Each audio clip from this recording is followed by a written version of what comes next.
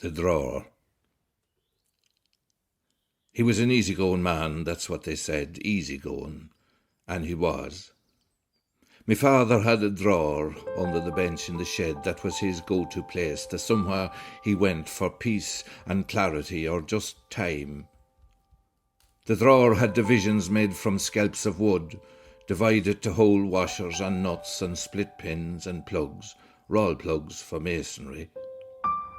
It was a farmer's emporium of knickknacks and tools. Everything was there, anything you'd use to fix farming equipment or stuff about the house. But it wasn't always what was in the drawer that the old man saw. It was the world around him when it got disturbed. It was his place for reflection and welding and grinding, for sorting out questions and sometimes, not always, finding answers.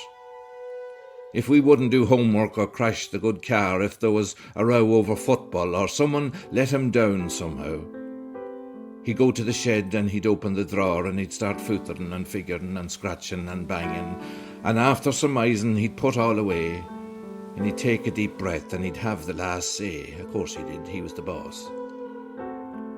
He kept everything there, all the rivets and screws and a packet of lockets that never got used, and fuses. He had a compartment for fuses all to themselves, said they were safer there than above on the shelves, and they were. There was the good spanner, it was missing, though he still had the box, and he kept the bulbs in it, and there was a whole section for locks, and he had a load of keys. He had keys for locks that were lost or broken, and good locks with no keys that no one could open.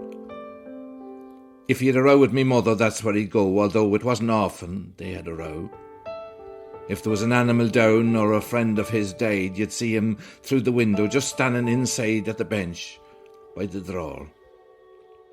As time went on, he went there a lot. He opened the drawer, and sometimes not. The divisions and compartments had started to crumble. Everything was there. It was just such a scramble to find what he wanted. But he still fixed things, or he thought he did. And sometimes he fixed things that were already fixed.